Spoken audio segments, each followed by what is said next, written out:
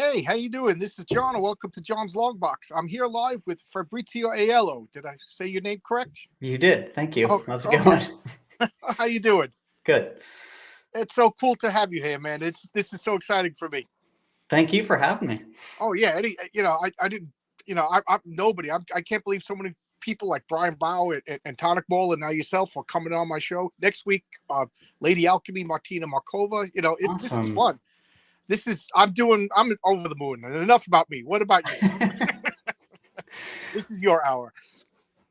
Yeah, I mean, I'm doing good. As a creator, we're also huge fans. So, listening to your reviews or you interviewing Brian Baugh was just as fun for me as it is for anybody else. So, like I said, talking comics, I'll do it anytime, any day. Okay, so let's start at the beginning. I can't even talk. I'm like excited. Let's start at the beginning. So, what were your favorite comics as a kid? I assume you read comics as a kid, like Yes. yeah. Yeah. What were you into? So, I mean, I had an older brother, who's about 4 or 5 years older than me. So he started collecting comics. So they were sort of around even before I could read, so I would just look at them and then eventually you could read them. So they're sort of like his comics. And then when I started to actually buy comics, so I think the first comic was a Hulk comic. Okay. So it was like 1982, but I was mostly a Marvel person. Yeah.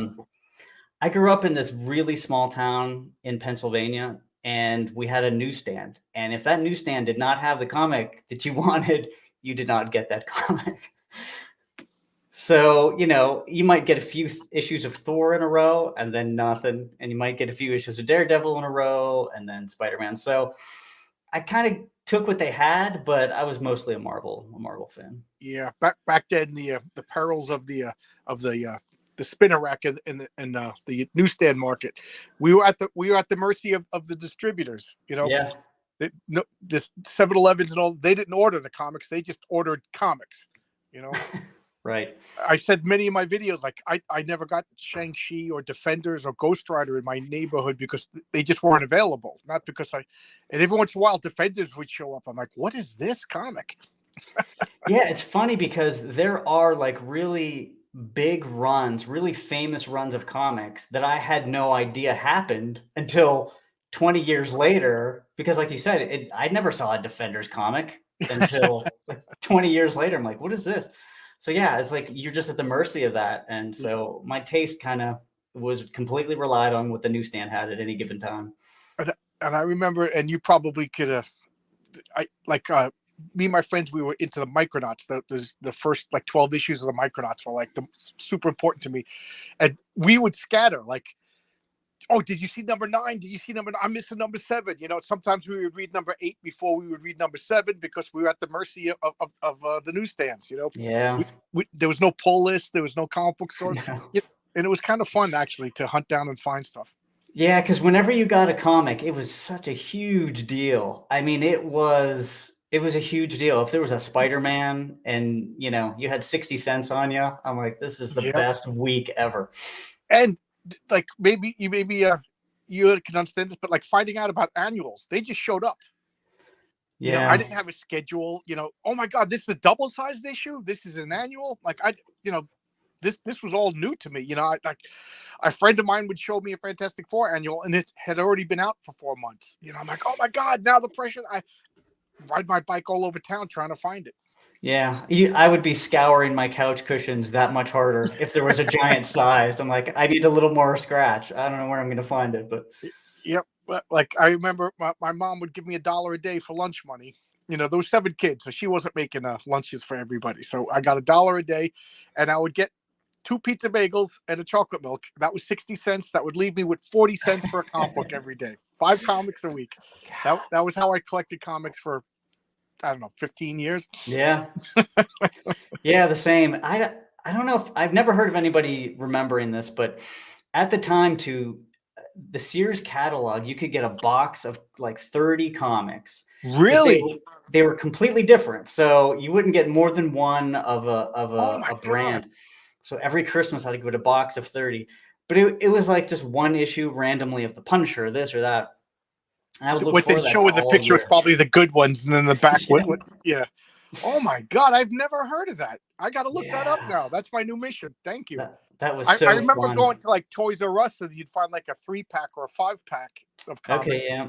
and like the front would be like a cool Fantastic Four, and then the back you'd see the other cover would be like a cool Avengers, and then in the middle would be like reprints or like some garbage that you weren't interested in. Some comic that like had toothpaste or something, or there was Yeah, some like ad or the cavity creeps. yeah. Oh, so you said you grew up in Pennsylvania? Yep, small town Yeah, in I, PA. I grew up in suburban Long Island, so not too far away. And Yeah, were you and drawing and writing comics as a little kid? I was drawing. I actually started drawing comic strips first. So, it was at the time, it was way before Calvin and Hobbes. So we're talking like Beetle Bailey and, Garfield and stuff like that. So as a real little kid, I was really into comic strips. Then I got a little more into comics. But I didn't really draw comic books. Like, I don't know what it was. I know I always hear about artists doing sequential art as kids, but I just never really did that. I would do one-off drawings. And then as I got older, I just got more into like illustration than comics. So it would be more like fantasy or like horror type stuff. I would dabble in comics for sure, though. I think comic books, like a real comic book as we know, would be like a tough discipline for a child to master. You know, like I don't know about you, but I didn't have the attention span me and my friends would dabble in comic books, and I draw a page. And believe me, I'm not good. I'm just talking like the best kid in a seventh grade class with Yeah. 60 kids in the whole school. So, but drawing a page, and that would be like, I'm done. I'm not touching this again. Yeah, that would happen a lot. You mess up that arm muscle 5 times in a row, and you're like, all right, I'm done. This is Yeah, absolutely hopeless. yeah. And then I just wanted to draw the two guys with swords fighting each other. I didn't want to draw the backgrounds or anything. So, kudos to anybody who could stick to it. Even professionals today. I see a full page of comic book art, and I'm like, holy mackerel, this guy.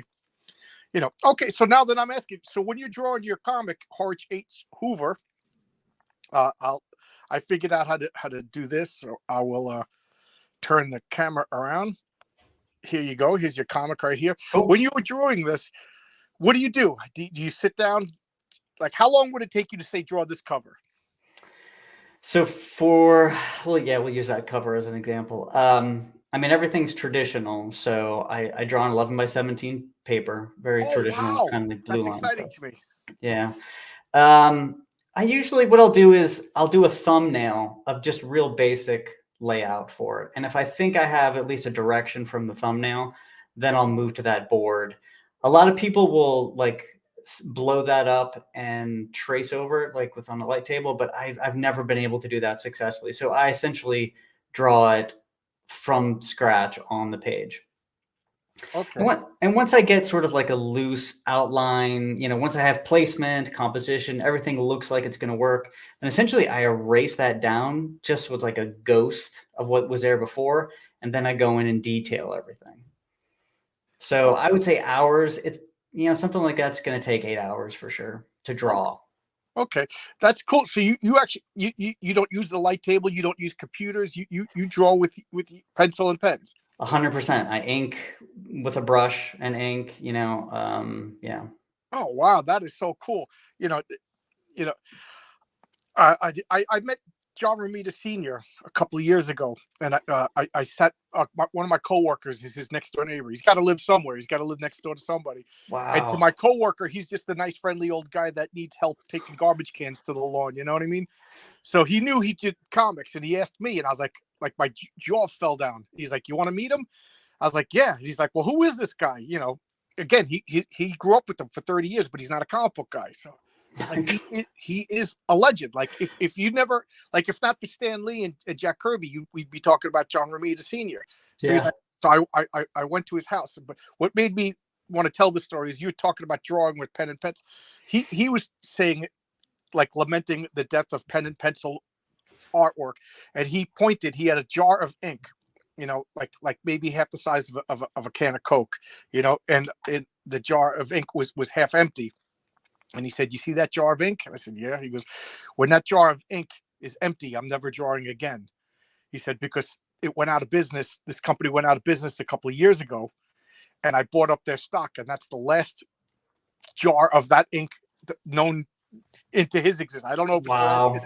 Wow. And I just wanted to take a like this. I wasn't smart enough to take pictures, and I didn't have this channel then, so I just have a couple, and I was just like, that jar of ink is like legendary. You know what I mean? That is incredible.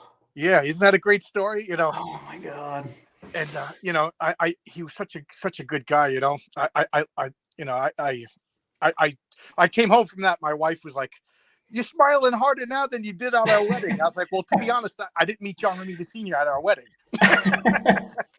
Oh, RJ from the Fourth Age is here. Hello, RJ. How you doing? RJ, Man. for those of you who do not know, he runs his channel called The Fourth Age. He was one of the first people that I spoke to. Just a great guy, and he's selling his own comics on Indiegogo. I'll put a link in the description here because I want to help everybody. I want everybody to, I'm not one of these jealous guys. I want Fabrizio to be a millionaire. I want RJ to make millions. That way I could read these comics and have more fun. It's all about a love of comics. So, and now one of my friends says I talk too much, so I'm trying to be. No. So, all right, I got to ask you this. I reread Horace Hoover today. I trip it over my own mouth, and my first question I got to ask you is: you're a Lovecraft fan, huh? I am, yeah, for sure. Yeah, speaking of growing up in a small town, the closest bookstore was 35 minutes away. So, and this was a very long time ago, before Lovecraft really got big. So there was a couple of authors that I really got into. Brian Lumley is one of them. Okay. Lovecraft, and it kind of always stuck with me. And the thing about Lovecraft drawing, though, is just there's a lot of fun stuff to draw. So even like stories aside, atmosphere, all of that stuff aside, just purely visually, whether it's like the architecture or like the decayed stuff or the tentacles, it's just fun stuff to draw. So I would say it's more visual influence than anything, because I don't think there's a lot of influence as far as like the storytelling or anything like that. But yeah, big influences for sure. Yeah, I right away. Just first, I'm also going to ask you. I got a lot of Hellboy vibes. Are you a Hellboy fan? I am. That actually surprises me about Hellboy, though. Somebody else mentioned that, and I was a little shocked at that. Well, the occult investigator is, that's Hellboy. So once you say occult investigator and a demon shows up, there you go. Gotcha. Yeah. Because the mood and the vibe is really different than Hellboy for sure. But that Lovecraftian sort of like overlap is there for sure. I took my wife to a day trip. We drove up to Providence, Rhode Island. I just wanted to take pictures of the locations. There's like a Lovecraft tour that you could go on to, and my wife is like, I was like, we're gonna go back, but we're gonna stay over in a hotel. And she's like, no. She got like the freaks. She got like freaked out from the town. And I got to say, I kind of got the same feeling. I got the same feeling from your comic. I know it's not set in Providence, but I could tell the architecture. So this is like in the 30s. You didn't really say a date in the comic. It's like, late 20s and 30s. Yeah. It's funny you mentioned Providence. I live in Pennsylvania, and I took a trip just to go and see the Lovecraft stuff in Providence. So we just made a trip there, and we probably bumped into each other. Oh man, walking around and seeing those old buildings, those really crazy hills. I absolutely love it. But you're right. It's got like a kind of a creepy aspect to it, which I love. I love that so much. I expected like a pilgrim to point at me, not say anything, just point at me. Yeah. Just give me that Donald Sutherland from the end of Body Snatchers. We stayed in this Airbnb, and it was from the like late 1800s, this Airbnb. And it was very pleasant. Obviously, it had been refinished and refurbished. So there's a lot of modern furniture or whatever. So we were there for maybe, 3 or 4 days. And the day before we left, I'm like, what is this door? I didn't open up this door into the bedroom. Don't open that door. I assumed it was a closet, but it was like a door into a hole. Yeah, there was scratching from behind the door all night long. I'm like, whatever I do, I can't show my wife that, because we will have to leave today. If she knows what's behind that door. It was crazy. If you get that reference. So I gotta ask, you know, because I'll go back to Horace H. Hoover. It's an odd design for a character. Uh, what? How did you come up with this character? Just Yeah, because I love it. I absolutely love it. I'm trying to figure out how to go back to. There you go. thank you.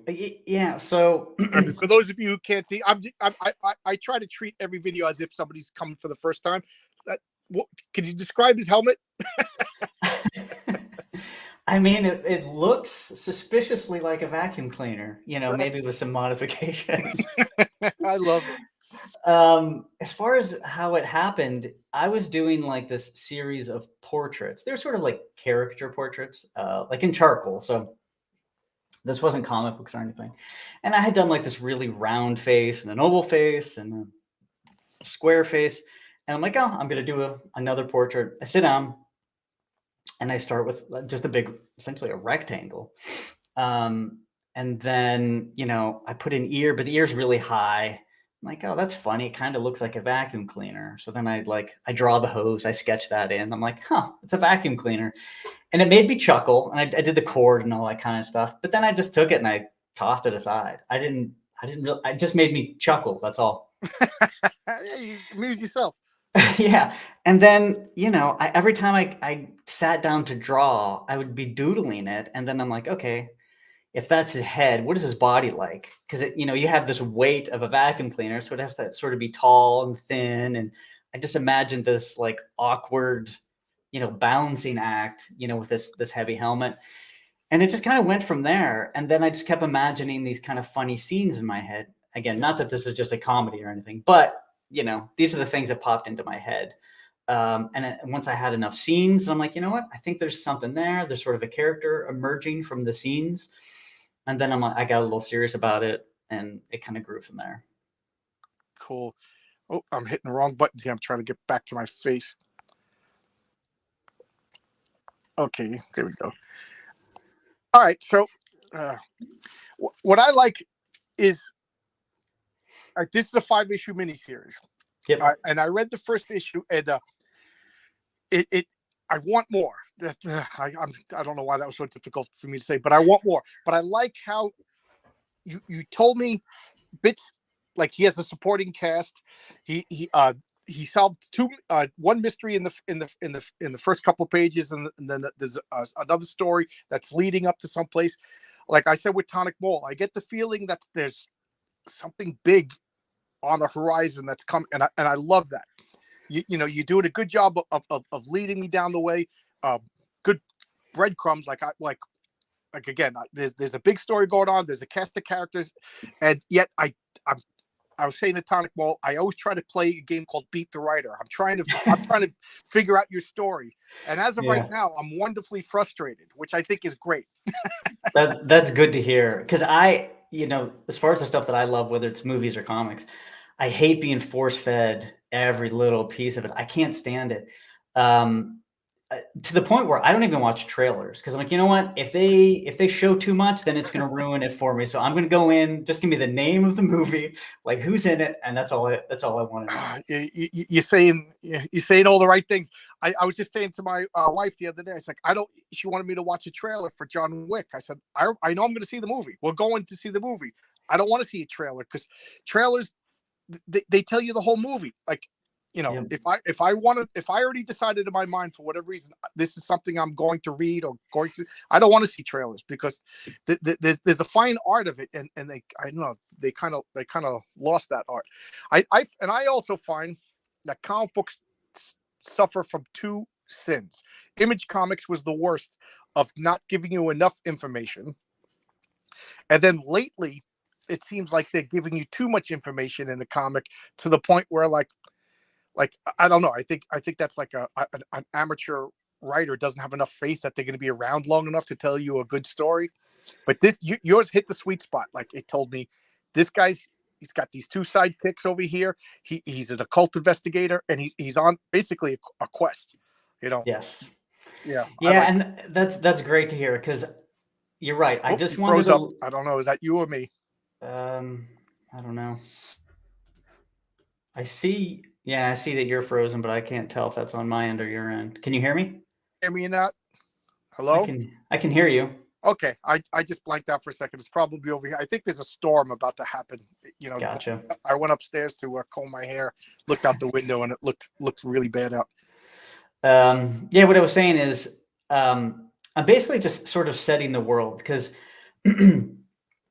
I want to introduce the characters. Like you said, I'm introducing the quest, but I don't want to answer the quest yet because Right. there's a ton of stuff to do before that. We're going to learn about his powers, how he, why he wears a vacuum cleaner on his head. We will get there. And like we said, to me, half of the fun is just going along for the ride. Just blurting out like, oh, his origin is this, and this is how his powers, and this is where he comes from. I'm like, okay, well, why am I going to read the book at that point? Now, admittedly, the mini series is going to be a little different than the ongoing. The ongoing is going to okay. That was yeah. my next question. Is it going to continue after the miniseries? Okay. Yep. And the ongoing is going to be more sort of traditional, like Marvel episodic with an overarching story. So this mini series is a little different in the structure, but I'm still really excited about some of the stories. Cool. Yeah. So you said this is a 5-issue miniseries, and then is there going to be a break, or are you going to go like right into issue 1 after the 5 issues come out? I might need a bit of a break. Okay. Right. How long does it take you? Because you, for those of you who do not know, Fabrizio over here, he writes it, he draws it, you ink it, and you letter it and color it, correct? Yeah. Because I noticed there's only 1 credit on this. I know. Yeah, it is a lot. Yeah, the reason I want to take the break though isn't necessarily to not work on Horace or anything like that. It's really, I just want to take that time to maybe get the word out more. That way I can focus on getting more people to know the comic book before I start that first issue, because I really want people to be excited about that. The number 1 for whenever that launches. Right. When I saw that, I'm an Alterna Comics fanboy. I just get the bundles, and again, we talked about the trailers. I don't even look. I just know that it's coming. I see it, and I pledge it on a Indiegogo, and when it shows up, I'm seeing these covers for the first time, and I was like, "What is this Horace H2?" And I was just excited right away. This cover just, I thought it was phenomenal. That's great. Thank you. I got the same feeling from your comic as I did with T-Bird and Throttle, and the same feeling I got with Wolf and Batsy. I was just like, I don't mean to be mean to anybody else at Alterna, but those are my 3 favorites. I hate saying stuff like that. Maybe I shouldn't have. But I mean, cover art to me, it's something that I think is its own thing. Like you can do visual storytelling great, but man, I still just have pages and pages of old covers that I'm like, how did they do that? How did they get those colors? How did they get that action and do everything on those pages? And it's just a lifelong thing outside of the storytelling. So it's an additional like thing that you have to think about to get people in, based on the cover. So it's tough. One thing I noticed about covers in modern comics, everybody else besides Alterna, is they're like art pieces that aren't really part of the story. Like, remember, like when we would talk about Marvel as kids, you'd have Reed Richards stretching and Doctor Doom threatening him as the Thing is about to fall off a building, and that scene somewhat happens in the comic. Yeah. This first issue of Horace H. Hoover, it has Horace on the cover, and then you see all the other events in the comic in the background. This was a representation of the comic itself. But I don't see that anymore. Like now they'll have like some good girl artist draw a picture of like sexy Catwoman, and she's not even in the comic book on the cover. Yeah, that is 100% true to the point where I just redrew the cover for issue 3 because I had started with the first. I did a version of the cover, and it was pretty good. And I'm like, no, it's got to be more focused and telling. It's, they didn't have trailers for comic books back then. So that's your trailer basically, is the cover. Like you got 2 seconds to show somebody that cover, and either they buy it or they don't. So I redrew it. I'm like, you know what? Just throw it out. It's not dynamic enough. It doesn't have enough energy. And I'm really happy with the results, but modern, and when I mean modern, I mean mainstream. Right. I have to admit, I haven't read a mainstream comic in quite some time. Yeah, So I quit Marvel and DC cold turkey in 2015, and I'll pick up a little just to end it on a round number, because I think all comic book collectors are a little bit obsessive about stuff like that. But I just couldn't take any more. I'm glad I quit when I did, because now it's all identity politics. But back then, what was really ticking me off was the disregard for continuity, and like, you're going to change something that Jack Kirby created. Who are you? yeah. Where are your 50 characters that are on lunch boxes before you think and I was getting, like, I want to apologize to all the old timers in my old comic book store who got ticked off by the Crisis on Infinite Earths. I understand. Really? I'm sorry. I apologize. Oh, I didn't know. Like, that's funny, because that was when I was just Right, starting. we were kids. Yeah, I could see that though. Man, Guys Crisis still on mad that they changed, Krypton from the sterile environment to, from that cool Silver Age whatever to that sterile environment. And I understand they were ticked. They were pissed. Yeah. Yeah. Yeah. I mean, but I will say this though, at least the intention wasn't a bad intention. They weren't Right. trying to destroy something or tear it down or make characters do things that they wouldn't normally do. They had every intention of, I'm assuming, and at least it comes through in the stories, of writing a good story with good characters. Right. They treated respect. They hired. They made it an event. They made it a big deal. They hired the two top talents at the time, and I think and they got like guys like Roy Thomas and Len Wein led to like to advise them and things like that.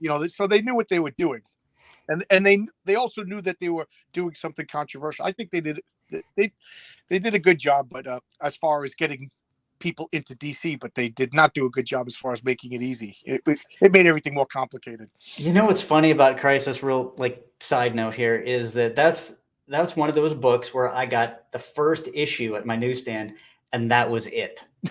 So imagine reading the first issue of Crisis on Infinite Earths. Flash shows up all desiccated and dies. Like, people are dying left and right. Like, weird things are happening, and that's it. That's all you know. And then never getting that story resolved. Oh my God, yeah.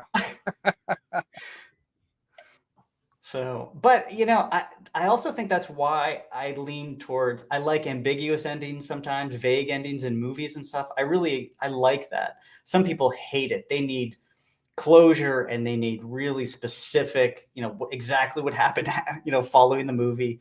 But I'm okay with like some vague closures or vague endings. Well, there's your Lovecraft fan coming out. Yeah. Sometimes I'll read a story 6 times, and I'll be like, I don't know what happened at the end. I don't even know if that really happened. Was that person just crazy? Yeah, that's a good point. Yeah, for sure. So, I think I asked, and I think I probably distracted you. How long does it take from cover to a finished product for you to make an entire comic? Right. Because you're doing it. This is a one-man show for those of you who missed it. We're getting a bunch of people showing up in the chat. Cool. Yeah, it's actually changing per issue, which sounds kind of strange, but the first issue, I was still kind of refining my process. So okay. I was trying different, for lettering, I was trying different software and this or that. For inking, I'm trying different paper. So the first issue was really just refining my process. The second issue, I had the process pretty far down, but I kind of upped the detail. There's some really difficult shots in issue 2, some really crazy places. So then that took longer. So the time that I might have saved and, figuring out the process, I kind of blew up with, all the details. So I'm guessing at this point, probably 4 months, but if there's a couple of crazy, double page spreads, that can, maybe go to 5 months potentially. But 5 months for one issue? 4 months, I would think, though. Wow. That. So I assume you still work at a day job then. This isn't 8 hours a day plus a life. Yeah. Yeah. I think eventually for the ongoing, I may look into having somebody help color or letter, because then I could get them out quicker. But I think for the mini series, I really want it to be 100% for mine. Yeah. Yeah. You've been dreaming about this oh, here's another. Is this your first published work? For sure. Yeah, Oh, definitely. cool. Yeah, and I think I talked about this before. I did do a short story many, many years ago with somebody. It wasn't published or anything. It was just a writer came to me, and this is actually I had stepped away from comics. So after the 90s, well, I don't know what you want to call the 90s, but after that, I kind of stepped away from comics. So I was in college. I didn't really have access to comics anyway. I had graduated from college. I had met up with a friend of mine, and we used to collect a long time ago. And he said, "Hey, do you want to do short story?" I'm like, "Sure." I said, "But I haven't looked at comic books in quite a while." So at that time, it was Oh, probably when you like said stepped away, I thought you meant like you weren't trying to break in. So you're not even reading comics at this point. no, probably Okay. for like 4 or 5 years. Yeah. So I'm like, yeah, sure, I'll do a short story. And at that time, it was probably, and I might get the dates wrong, but like the Witchblade era, like I don't know when that was. Was that mid '90s, Yeah. Yeah. maybe late? I don't know. Dark Child, like that kind of Fathom, like the Michael Turner era, that kind of stuff. And I remember because you got to figure like the last time I was reading comics that liked it, it was like John Buscema and Ron Frenz and Rick Leonardi, and then I'm looking at like this other stuff and I couldn't wrap my head around it, like Yeah. the art style, just I couldn't do it. So we did a short story, but it did not go well. I'll just put it that way. What you and him had creative differences? No, I just like he wanted this like art style, like the Oh, Witchblade, whatever you want to call it. It's a very distinct style, and I yeah. just The image look, I call it. yeah, it's even like late image though. It's because even Silvestri, it's not like his style. It's I don't know. It was like late image, but it didn't jive with the stuff that I was doing, so it didn't go well. I love your style is very very moody and atmospheric. Like I don't picture like Superman, but I could picture you doing Batman, if that makes any sense. Hmm. You know, I just find like I almost said Herbert Hoover, Horace Hoover. I could see him going down the streets of Gotham solving crimes, but walking through the shiny streets of Metropolis, he would stick out like a guy with a vacuum cleaner on his head. I don't think the people of Gotham would they would probably look at him and be like, oh, there goes Arkham Asylum letting people out I was again. just gonna say somebody escaped from Arkham again. Put that Yeah. vacuum cleaner guy back in there. Yeah, I don't know if I could do like a traditional superhero book. Like I think that would be tough in my style. Oh, It's not something. have you seen Black Hammer? I Yes, yeah, like yeah. your style. What's his name? I can't even think of his name. Jeff Lemire. Um, Well, I don't know who the artist is. But I forget his name. But I could it, see I could see Horace Hoover hanging out at the farm. If you've read that comic, you know what I'm talking about. I haven't, but I know the art from Black Hammer. Yeah, for sure. Yeah, I mean, whenever I think of other comics that I could like see in my style, more stuff like the Goon, Oh, where um I mean, I love the art in the Goon. It's just that it's is one of the best comics to just come out of all time, if you ask me. yeah. Just because I he went to uses a a comic brush. convention with a big monkey wrench. I'm a construction guy. I found this gigantic monkey wrench. It looked like a prop. I spray painted it bright red, and I brought it to a convention. And I looked at Eric Powell, and he looked at me like he was going to kill somebody. I actually turned around and walked away. I'm so mad that I did that. Oh man, I that's thought it would be great. funny to have a big monkey wrench that's signed by him, hang it up, make a. Yeah. But I don't know. I don't know if he's a nice guy or not, but he looked pissed that day. Yeah, I mean that you definitely run that risk at conventions. It's Yeah. been a while since I've been to a convention and actually seen anybody big. Locally, the conventions are more like movie conventions. There's not a lot of like comic book conventions. I'm going to be going to Baltimore Comic Con, which is Oh, cool. great. Yeah. So that's going to be, comic book. Are you going to go as yourself, or is it like an Alterna thing? I'm going to be an artist alley as myself. Yeah. Oh, So, but cool. I'll have books there. But it's pretty wild. I mean, Walt Simonson's going to be there. I mean, Al Milgram's going to be there. Oh, Like wow. legends are Yes. going to be there. So I Yes. cannot wait. That's going to be awesome. That's so cool. my friend Jimmy, he's a cameraman, a freelance cameraman, and he's always hired to do the San Diego Comic-Con. And he says the same thing. He goes, "It's not comic books anymore. It's a movie. It's a he kind of gets annoyed by it, Yeah, I mean, there might be like one comic book vendor in the corner or something like that, but it's not the same thing. It's a bummer, but I think there is a need or like a place for just legit comic book comic cons now. So I think they're popping up more than they used to, outside of the huge ones, I should say. My wife and I used to go to the New York Comic Con in the Javits Center every year, and I just was getting more and more annoyed because it was less comic books and it was more like cosplay and movies, and the vendors. I was talking to one of the vendors there, and he said he was livid because he spent like $5,000 for a booth and nobody's buying comic books. Everybody's just going to get like a movie swag or just dress up as Spider-Gwen or something like that. Yeah. But he says they were thinking of having a rebellion and just going someplace else and just having a pure Comic-Con. Yeah, last year I went to Plastic City, the one that was in Massachusetts, which was great. That was strictly comic books.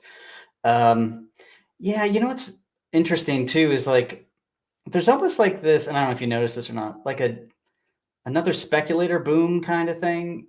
Like I've been going to the same comic book shops here locally, and all of a sudden, oh, there's going to be a new TV show with Moon Knight or something, and now that goes through the roof, and I'm like, you're saying all the right things. You want to come over and hang out?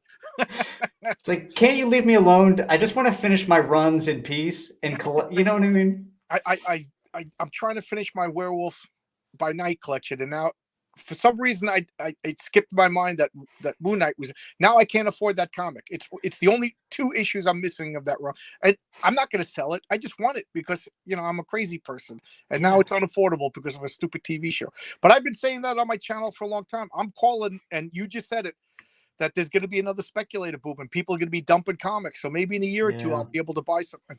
I'm anti-slabbing comics too, because, once this Horace H. Hoover is a plastic slab, this is that's not a comic book anymore. I can't open it up. I can't read the letters page, Yeah, there's a new comic book shop where I work. I'm like, they had a lot of back issues, which was great. And I was just I only had a few minutes to kind of like go through the aisles, and they were selling Secret Wars 1, and it was like $50 or something. I'm like, there is no way. And it wasn't like a great quality or anything. I'm like, $50 for Secret Wars #1. There is just zero. And I'm like, oh, that must mean there's a new TV show. Something's going to be coming out, a cartoon. I bet you the Marvel, that's probably what they're going to lead to, Secret Wars, So, yeah. Oh, geez. There's a storm now. I'm surprised we didn't. We talked about Lovecraft, and now there's a storm. So I wanted to ask you. Now, RJ from the Fourth Age wants to ask, how is it publishing with Alterna Comics? Oh, it's great. Great, yeah. Yeah, I mean, I get all the the creative control that I want, but if I want feedback or if I want help from Pete or any of the other creators, they're there for feedback. So it's kind of the best of both worlds, honestly. You get your book published, but you also have the freedom to do kind of what you want for the most part. So yeah, I mean, zero complaints, and all the Alterna guys are great. I mean, everybody's so like positive and nice, which is on the internet's really nice change. Yes, I have to say, like, my little corner of the internet has been nothing. I'm the worst one. I'm the worst one. But like I've interacted with you, with Tonic Bowl, with Brian Brow and Josh Howard and David. I know I'm going to say his name wrong. Lucenti from Tinseltown. Guys have all been great. And Wes, I forgot Wes Locker from Unit 44. These guys have all been great. Oh, and Heroinberg's in the chat. Awesome. Another person who's been, all these comic book people, and they all say the same thing. We just want to talk about comic books, Yeah. So I when I found out about Alterna Comics, I was like, what is this thing? And I not met Pete Smetty, but talked to him online, and he seems like he's learned from Stan Lee. Sell the comics, be positive. Sell the comics, be positive. And for that, he's controversial. Well, yeah. And again, I think it's almost like, unique to love comics now, you know. And Pete just posted today, and I love what he said. Like he's actively soliciting more comics, and he said, "Not your latest Netflix pitch." You know, and I've been saying that for a while. Dance with the one that brought you. I would, if I had talent, I would love to have an Alterna comic published. You know, it seems like you guys all love comic books. You know, you grew up with it. Every one of you guys that I've ever spoke to, you said the same thing. You've been reading comics since a kid. I don't know. Is Horace H. Hoover your step to a Netflix pitch? No, I mean, I can't imagine anybody wanting to do it. But yeah, I can't even imagine giving anybody control. Like, Yeah. I no, I can't imagine working with anybody because they don't. Ultimately, the thing is, they'll never know really what the characters are like. I can try to tell them what they're like. I could, give a synopsis of what Horace might do in this scenario or that, but they can never really know. And I think that's what happens even with TV shows where like the creator starts out, and they're the showrunner and they're the writer. I'm just going to throw this out there, like Battlestar Galactica, for example. And then the showrunner leaves like season 3. And then all of a sudden you're like, what the heck happened in season 4? Right. Why are the characters acting crazy and not doing what they're supposed to? So even if you have the best intentions, like other people, they're just not going to do the right by the characters. By committee, Yeah. Battlestar Galactica was written by a writer's room that you got 20 people. I always love that episode of Parks and Recreation, the camel. I don't know if you ever seen that show. No. That they're trying to submit a painting to win an art contest. But every person's contributing. So the guy goes, yeah, a camel is a horse designed by committee. It doesn't look like what's, I thought that I always bring that up. Like you need one person's singular vision, I think, Yeah.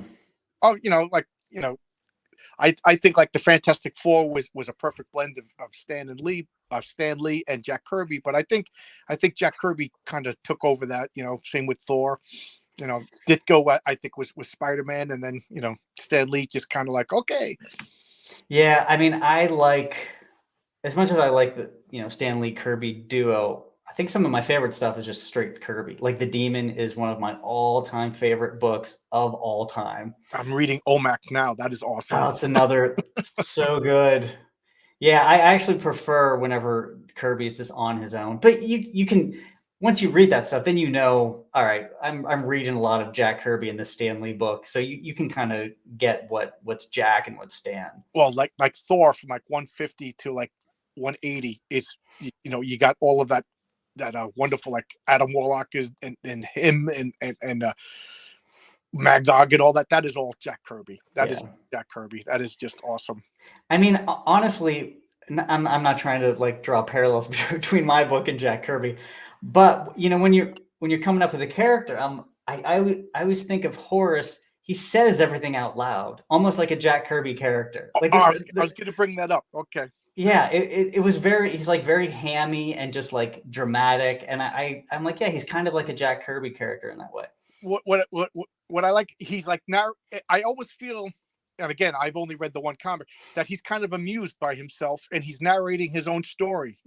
And at the same time, he seems brilliant, but a little naive.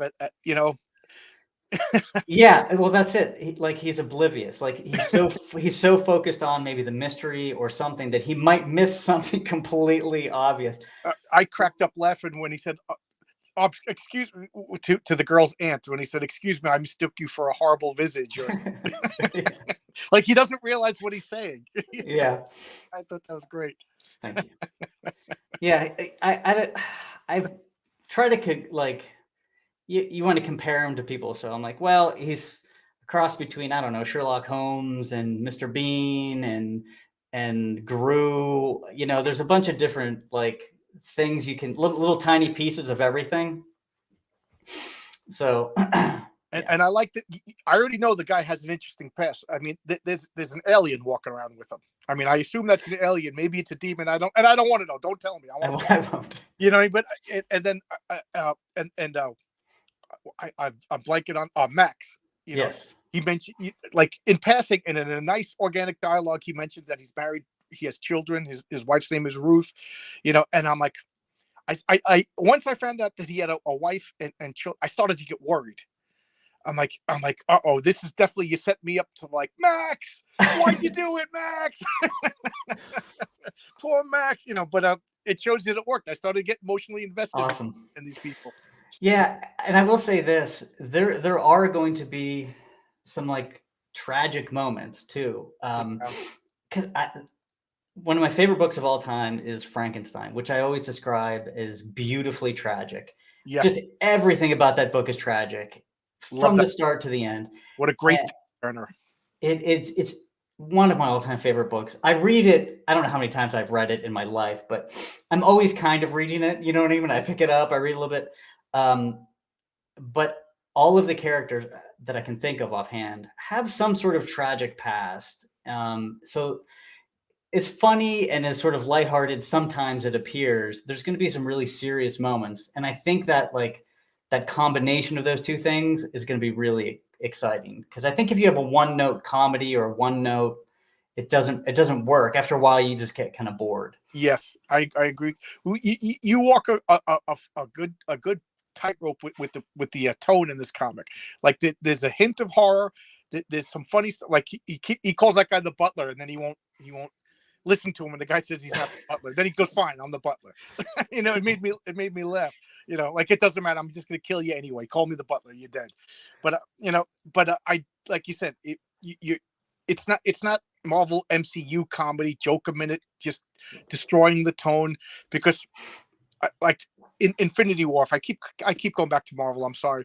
Infinity War, it was a 3-hour movie about ramifications of a guy who's destroying half the universe, and then they're just like, look, slapsy humor, food, stupid, and I was like, who's this movie for? Like, stay the course. Like Star Wars, there was some funny moments that organically arose from the humor. Like Horace H. Hoover is a guy with a vacuum cleaner on his head who has like this myopic, not myopic, is that the word? Yeah, Singular yeah. vision, and he made up a conclusion that this guy's the butler and he's not going to hear anything else. But at the same time, he's uncovering clues to observe objective reality. So I kind of like, how he's walking that tightrope himself, and it works. Great. Yeah. As far as humor, I mean, again, I don't want to go back to Marvel either, but I know. I'm trying to talk about your comic, and I keep no, that's okay. But I totally agree. Like the jokey tone, I can't stand that humor. I mean, I utterly hate that humor. I would say if I had to sort of, I would say Douglas Adams, Hitchhiker's Guide to the Galaxy is probably more in line with my sensibilities. It's not real. It's not like punchline jokes. It's just characters being themselves, but it's kind of funny. So, Oh, that book is hysterical. I remember reading it in a hotel room, just laughing out loud. And my wife's like, I've never read a book that made me laugh out loud. So, absurdist humor. It was that is a good one. I hated the movie though. Like I turned the movie. I don't think I made it more than 10 minutes into that movie. But anyway, yeah. But yeah, like British, I love not yeah, all, but I grew up British on it. humor, yeah, is 100% my style. Oh well, I was going to distract myself going on a Monty Python hole. But anyway, how cool is it to have your comic book in your hand? I can only imagine this has got to be the ultimate high. It is wild. So, um, I did a 3D model of Horace first before I did the comic book. So once I had all those sketches and those scenes, I'm like, I'm not ready to do a comic book yet. I'm going to do a 3D model just so I can better visualize them. And the 3D model looked great. People really reacted to it, and that was a kicker to me. Is like, I don't know. I mean, I'm doing it for myself. Again, he's wearing a vacuum cleaner on his head, but random people would see it. I'm like, wow, what is that? I'm like, oh, you like that?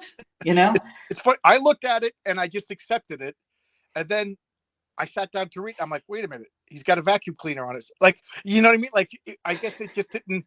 He's got a helmet on. I thought it was like some sort of space helmet, And then I'm like, oh, Horace H. Hoover, and then it made me want to read it even more. And I'm really excited to tell like why the vacuum and how that happened. But I want to leave that out for a while at least. Yeah, But this comic sucks. Pun. so I did the 3D model and I got a resin model print of it. So Oh, cool. yeah, it might be in the background, but it's a resin model print. I had to send away. They printed it, did these molds and casts of it. And that was the first time I'm holding Horace like in my hand. I'm like, that was. Send me the file. I just got a resin printer. Oh, awesome. I'll print Yeah. it, paint it. Yeah, remind me to talk about that in a second. So at that was the first time I'm holding the resin print in my hand. I'm like, this is trippy, right? That's got to be so cool. And then a couple of years later, then I'm holding the comic book and I'm smelling the comic book. I am smelling the heck out of this comic book. Yeah, it's trippy. It's crazy. It's indescribable. Really. Talking about smelling the comic books, like I have behind me is my comic book room. I just love to go in there every once in a while and just like comic books, you know. I dated a girl in college who owned a comic book store, and she would take me to the back room and she would just close her eyes and inhale. And I was like, all right, how am I going to mess up this one? Man, I saw the post that you had of your comic book room, and that is impressive, I have to admit. I love it. It's my favorite room in the house. I just go in there and just, I'm like, people will argue with me, and I'm like, how can I get mad at you? I have this, you know. Man. Yeah, I mean, my comics are sort of sporadically in closets here and there. Like, I wish I had a room devoted to I comics. had them in a storage unit for years, and then I was living in Queens, and then, you know, I couldn't stand living, you know, during all the shutdowns. I was locked in my apartment. You know, we couldn't go up. My wife was working from home. I said, we got to get out of here. Yeah. And you know, but you know, whatever. That's neither here nor there. But that's why I started this channel, because when I moved, I didn't know anybody, and I'm like, I want to talk to people about comic books. If I can't have you in my house, I'm gonna have you virtually, and this is just so much fun. I get back to this. Every time Alterna Comics comes up, I have to talk about the quality of these comics. Now, I'm not even talking about Horace H. Hoover or T-Bird and Throttle or Wolf and Batsy. I'm just talking about the paper, the printing, the colors. It just and these corner boxes, they're killing me. You know, this is the best made comic book, just to touch, to hold right now. Like, Marvel, DC cannot hold a candle to what Pete Cermetti's doing over there. And it's $1.98, everybody. I said that correctly. The cover price on this comic is $1.98. I mean, it's something special, and I totally agree. I mean, obviously, people can say I'm biased, but I'm showing proof. There's your proof. $1.98. It feels like a comic book to me. It feels the way comics should feel. Whenever I was looking for a publisher, so after I finished the first issue, I was like, I don't know, can I get it published? Well, first thing I did was I Googled what publishers are still out there, because that stuff changes all the time. And then who actually accepts submissions and what kind of submissions and all that kind of stuff. So I just pull up this list, and a couple off the top, I'm like, I'm not sending my stuff there, just because I don't want my stuff associated with these companies, basically. But I heard Pete talk about newsprint. I think he was doing an interview, and I had it sort of on in the background, and he said newsprint. I'm like, did someone say newsprint? Yes, glorious newsprint. Because I'm like, that is a deal breaker. I mean, to me, if I could trade every comic and make it into newsprint, I would. I don't know if there's really a reason not to do it outside the price. I mean, the price is great, but everything about it is just so nice. This is, you know, I guess, I don't know, maybe I'm a old fogey, but this is the way comic books supposed to. I don't like trade paperbacks. You know, I'm definitely not reading on computer. I'm not reading a comic book on my phone. Yeah. Physical comic book in my and now I've been hearing that if you go to Comixology, like, comic books will actually be edited. Like, somebody said that Wolverine cigarettes have been edited out of his hands. You know, I will not tolerate that. You know, don't change things. Or like, you'll buy a book on Amazon, and next thing you know, you don't have it anymore. You don't own it, or a movie or something. You know, yeah. I want my physical comic books. I want my physical records. I want my physical, you know, books. You know? Yeah, that's a broad problem right now, just across the board, of things being like, oh, it never happened this way. We never said these things. No. So I've been doing that a lot. I've been buying physical media again, of old movies, old books, old records that I know that they will come for eventually, for sure. Yeah, but as far as I don't read comics on digital, definitely not. No, I can't. I just can't. Trade paperbacks, I have a bunch, but that was only because it was convenient and I couldn't track down the single issues. And sometimes I like having duplicates. So I have my single issues and then I have my trade paperbacks, which I can just kind of flip through, look at the art, and just, so it's kind of like a crappy copy of my single issues. Yeah, before I had my current job, I would buy trade paperbacks because they were cheaper alternatives to get, like, you know, a classic comic that's a $25 an issue or something like that. Yeah. And then I give them away once I replace them with it, because I just can't store everything anymore. But the worst part about the trade stuff is the glossy paper. You had to angle it to like read. I mean, it was the worst experience. It's just the Okay, worst so you experience. color your own comics. Maybe you know this, because if look, I keep talking about Kirby comics. Okay, so we take the Demon. You like the Demon, and then you reprint it into a trade paperback. The colors look weird. Oh Like, yeah. they look too bright. Like, I always say it looks artificial, that it looks more natural in the old. Hey, Pete's here. Hello, Pete. Thanks for Hey coming. Pete, how's it going?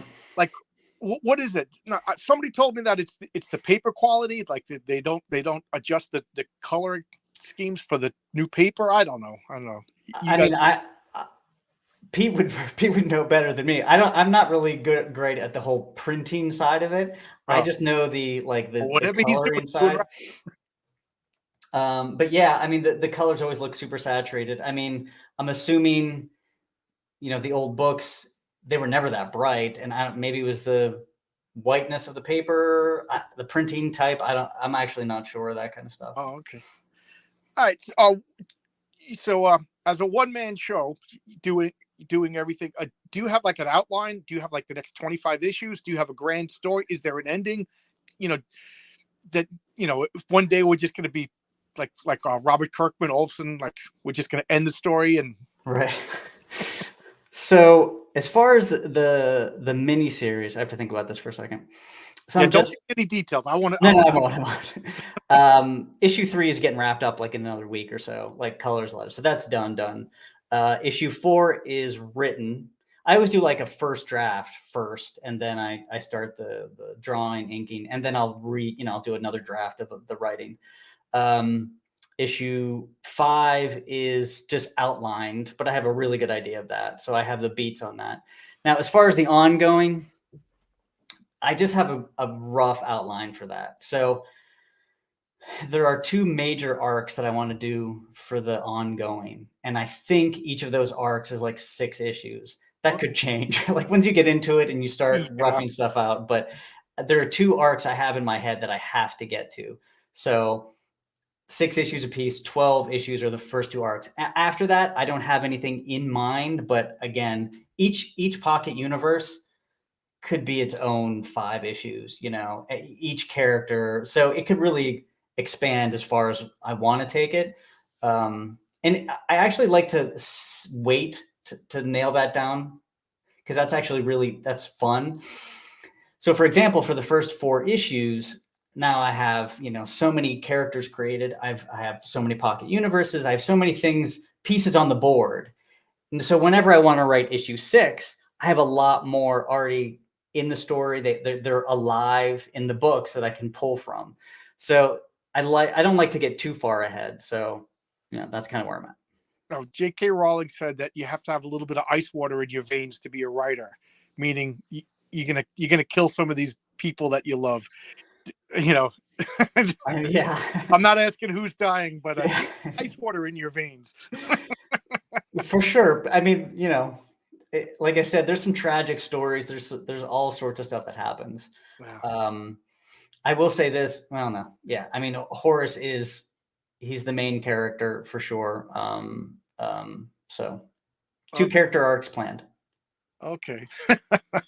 I don't want to give anything away. So please don't. I like I said, I like to play beat the writer. So far you're winning. So far okay. you're winning. So, I don't know if you could see the chat, but I'm looking to see if anybody has any questions. Pete Samedi says hello. Michael Williams, I've actually known him for years, back when I was just running my role-playing websites. Eddie says he loves HU. It's a fun book. Yeah, it is. Awesome. War Duke said we were talking about how you came up with the idea. So when you were drawing and you drew the vacuum, was that the beginning of the character? Did you have an occult detective that you wanted to write about, and you was brainstorming a look, or you drew that picture and came up with the character? I drew the picture, and it's actually kind of interesting. Sometimes a pose of a character really tells you so much. And the first pose I had of him, he's kind of leaning back, he's got his hand on his hip, and he's looking at something, and a monster's behind him, and he's oblivious. And it really turns out that because the device in his hand is like a monster detector, basically. So that little scene really kind of mapped out him and enough of what he would be doing where I could start to slowly build, the rest of the character. And from there, it's just asking questions, because readers are going to have the same questions that I have. Why is he wearing a vacuum cleaner? And I said, when did that happen? So I just kind of go through this list of things that I think a reader or I am interested in, and then I answer those questions. So it started visually with a pose and like a little setting, and then everything grew from there. Since I started doing this channel, I think I became a little bit more aware of like, of the comic book business as a whole. And like now, whenever I read a comic book, I have like a different perspective. Like I bought Prophet from the 5-issue series from Image Comics, and they were indecipherable nonsense, and I just think like, I think the biggest problem was lack of editorial control. Like I think, what's his name, Rob Liefeld, who I actually like, but I don't like his work for the most part. I think this was a superstar who just like maybe had too many ideas splattered on paper, and it made no sense. Now this is all yours, and does Pete act like an editor, or when you give him a comic, could Pete say like, that's not a good idea, I don't think you should do this, or this is great, keep it up? Yeah, I mean, it's just conversations more than anything, I can ask him what he thinks about this, and he can, give me his feedback, and then I can incorporate it or not. He'll have, but ultimately, I have creative control, I would say. But again, I like to think of it as more of like a partnership, Right. than Well, yeah, anything. you So both have a vested interest in this comic, so yeah. not going to give you any. Do you have like a friend or a wife or anybody that like you talk about the character, and that's a good idea, that's a bad idea? Oh, sure. Yeah. I write scripts I sent to a friend, and oh my god, the criticisms like felt like being stabbed, but she was right. Yeah. I mean, I love criticism to the point where, so I have, do you know who Richard Friend is? He's the Blaster Kid. He's an incredible inker, penciler. He did the Wildcats with Travis Charest back in the Okay, day. thought I recognized the name. Okay. Incredible stuff. Well, he has a Patreon, and depending on the level, you essentially can pay to have him look at your work, and he'll critique it. And he's really skilled at that. So I have him look at the pencils and the inks. I have a group of people that I know that will be very bluntly honest, about the writing or the editing or the story. Now, though, I will say this, though, you have to, it's a fine line. Like, you have to know what criticism to take or not. Right. Sometimes you take all of it, 100% of it. I'm like, you know what? In retrospect, at minimum, you have to imagine the scenario. So if somebody's like, you know what, get rid of Slurp completely. I'm like, what? Like, okay, well, let me imagine the story without Slurp. You at least have to like walk through the criticism in your head.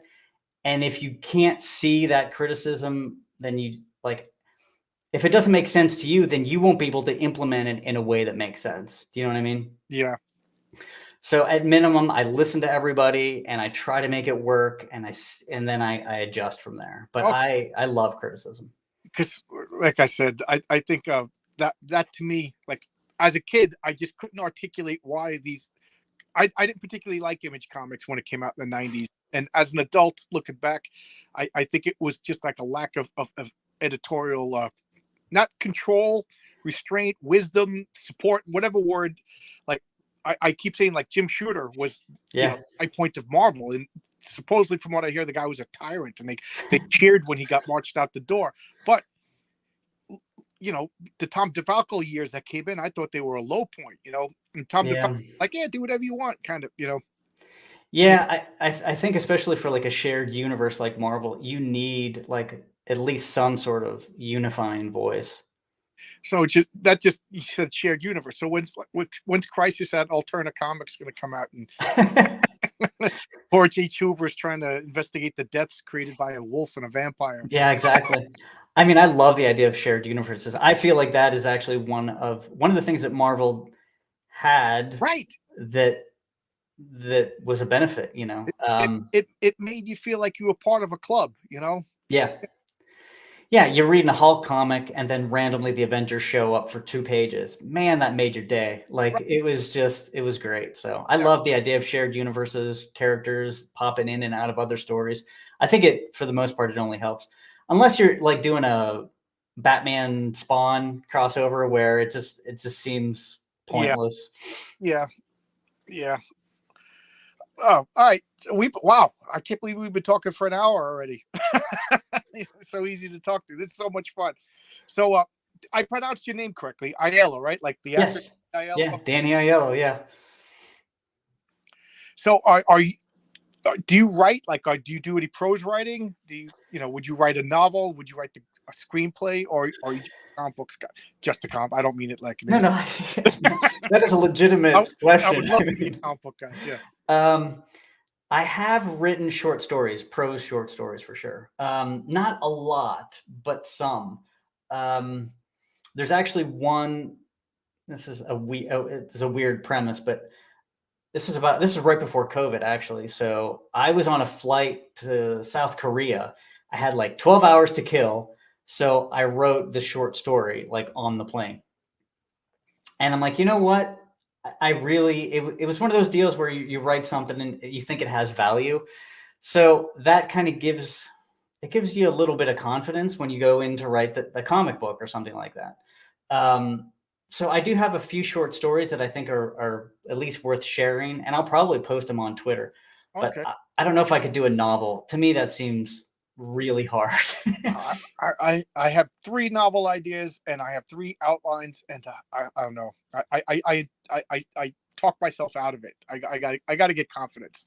That's my biggest problem, because it has to be perfect, and if it's not perfect along the way, then I get mad at myself. So there's a term for that. Don't let the perfect get in the way of good or something. Good, yeah. I don't know, but I have comic book scripts. I have short stories. I wrote a play in college that but I'm still terrible in my mind. I gotta. I mean, I say like if you're writing on even a semi-regular basis, share it with people. And sometimes I will say this, it depends on the people you share it with. For many years, I showed a lot of artwork to people that were just always going to give me the worst version. You know what I mean? They were just negative about everything. Oh, okay. I didn't know You know that. what I mean? And Now, what were they jealous? They were mean, or they didn't get it, or I mean, I don't know. And that's why I think you just got to really be careful of what you oh, share with who, you know? I want you to sell 500,000 copies a month. It could only make the world a better place. It could only make Yeah. comic books a better place, and then I could say, hey, I knew that guy. Maybe he'll help me. you know, rising tide floats all boats, man. So what are your novel ideas? What kind of stuff are they about, if you don't mind Um, me asking? uh, uh, uh, Believe it or not, I said many times in my channel that I never really liked horror as a kid, and now I have these horror ideas. Yeah. One novel is about the people who take care of vampires during the day. Like, a vampire is vulnerable during the day. And I don't want to give the title or anything Yeah, like, yeah. but that's the whole premise. That's Is cool. she's an undertaker because somebody's got to prepare the corpses, and in my world, vampires are corpses during the day. When the spirit leaves, because the vampire at night, during the day, it's night on the other side of the world. They got multiple bodies. Yeah. Like, Okay. when you kill a vampire, you're not really killing a vampire. You're just killing that body. But anyway, that's what they do, is they keep care. So that's one. And then my other novel idea is the origin of Santa Claus.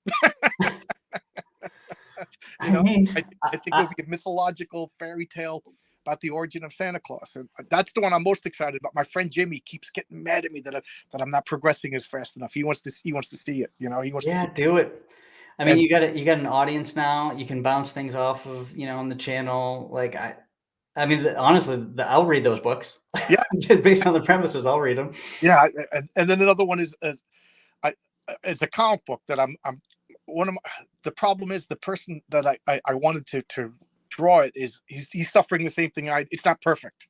It's not perfect. You know what I mean? So, I but mean, just get it in the editing. You know yeah, what I mean? but it's going to be a girl who doesn't realize that she has superpowers, and it's a spoof.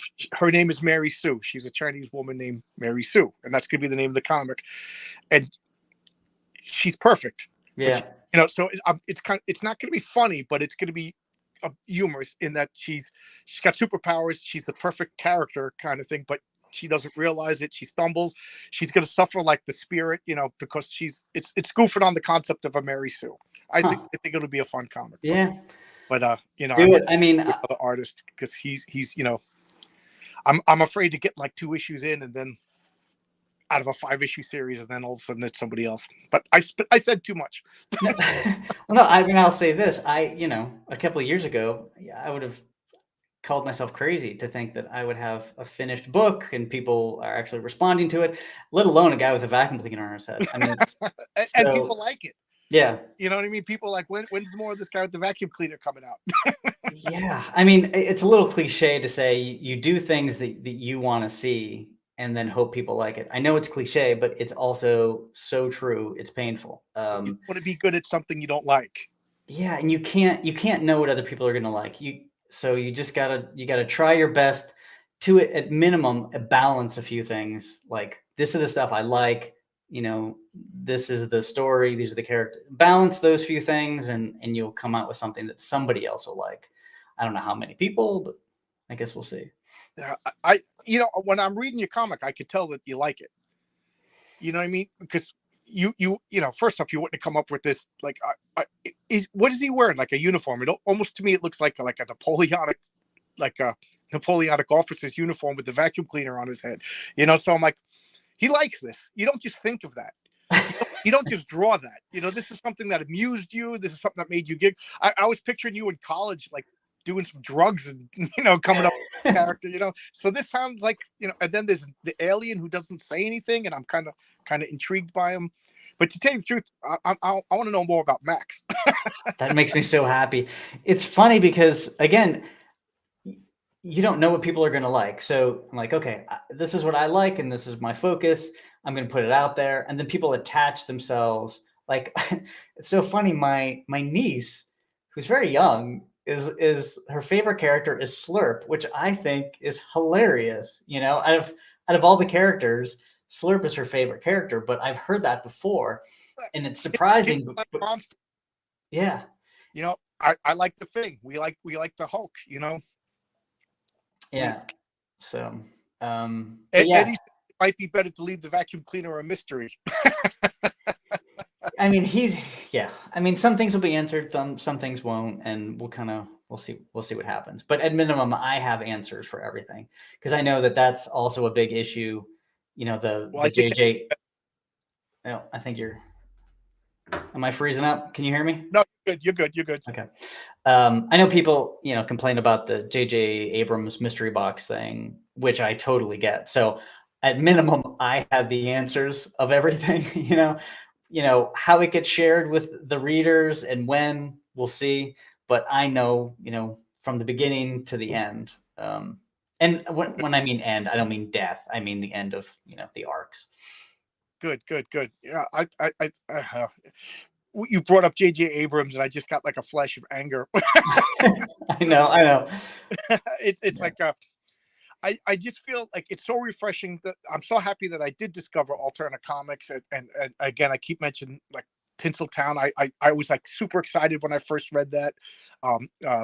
T-Bird and Throttle. I was like so excited. Because I just feel like all my favorite entertainments, all my favorite pastimes have been like reimagined for a modern audience. And I guess I'm not part of that modern audience. I guess I'm an old fogey or whatever. But like Star Trek has been destroyed. I know this is controversial, but like Star Wars, when with the new trilogy, I just lost interest up. To the point I'm like weird. Like I'll just exit and I'm done with it. I don't watch Mandalorian or anything.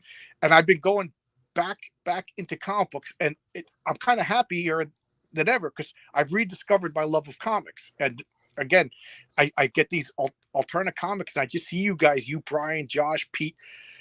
I feel like I'm part of the bullpen, even though I'm not part of the bullpen. You know what I mean? Like, Yeah.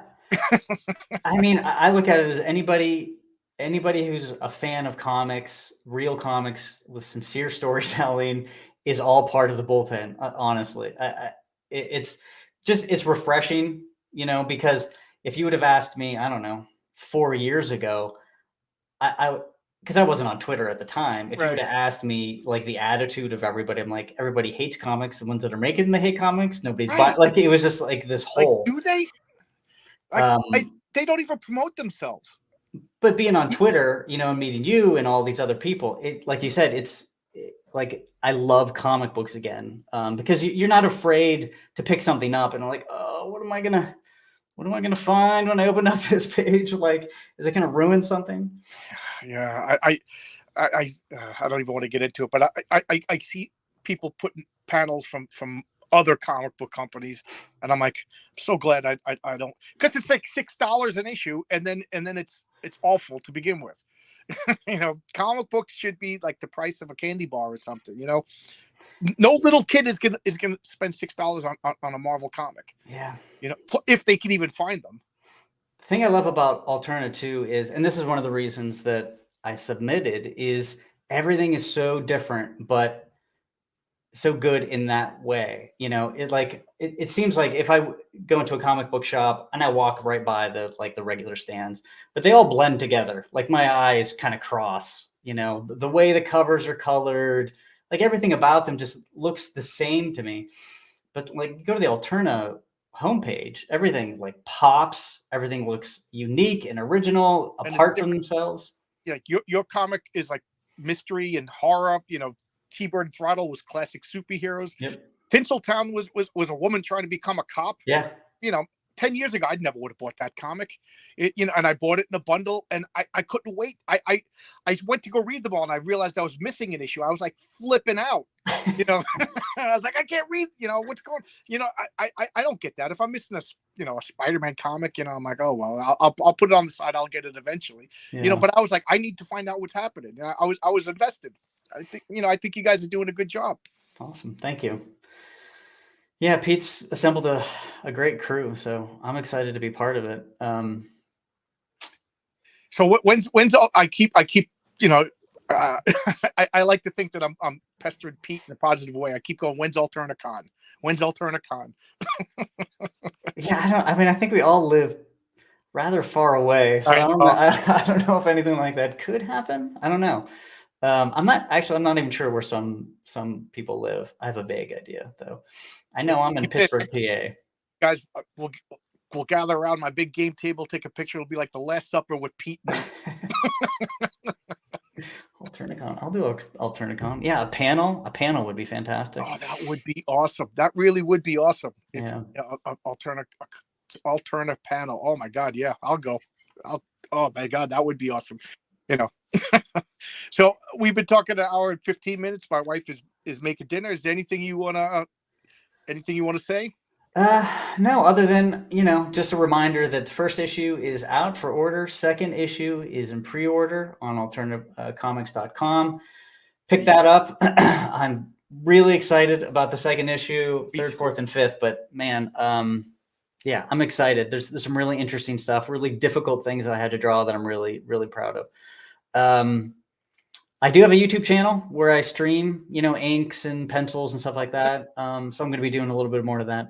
And you mentioned a resin printer. I am doing a Horace Mini. So it's a specific sculpture for resin printing, which after I'm done with issue 3, I'll just finish that up and post that. So it would be great if you could print that out, paint it, post it, see what it looks like. I started repainting minis again. So I'll post up my painted Horace H. Hoover mini. That would be fun. Yeah, I think that's it, though. Thanks again for having me. Seriously, this was a lot of fun. I can't believe I didn't realize it's an hour. I see my wife flicking the lights. I thought it was just the storm, but I guess not. Yeah, I thought it was the storm. That's why I ignored it for so long. But this is great. If I could get what's the word, maudlin for a second, like this. Yeah.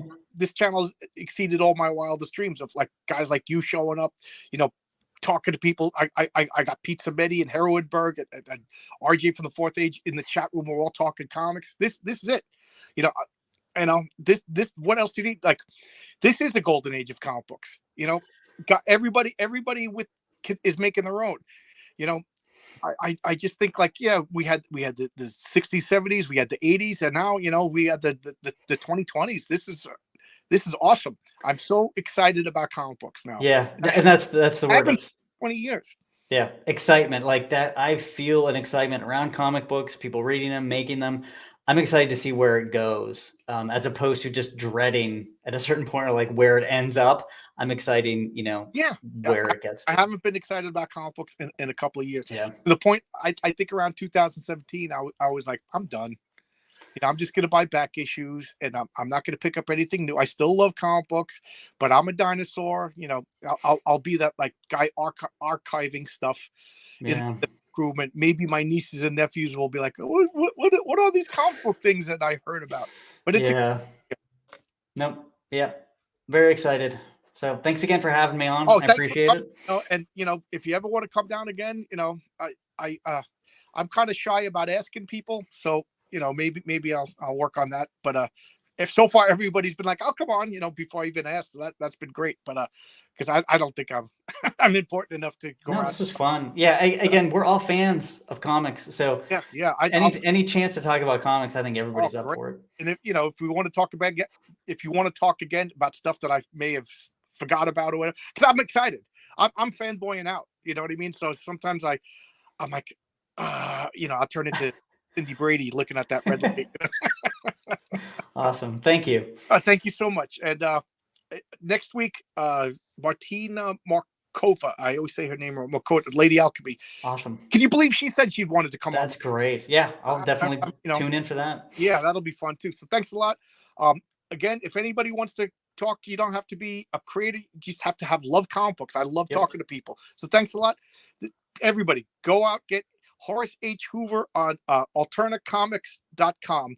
And I forget, is the bundle still active on Indiegogo, or because I bid like the first day. I pledged the first day and forgot. It should be. I've been directing people towards alternacomics.com. Right. So. I'll put a couple of links in the description to guys that I think just deserve, you know, good comics, like Tom Valiant, like Horace H. Hoover. So many good stuff. Tonic Ball. You guys are all great.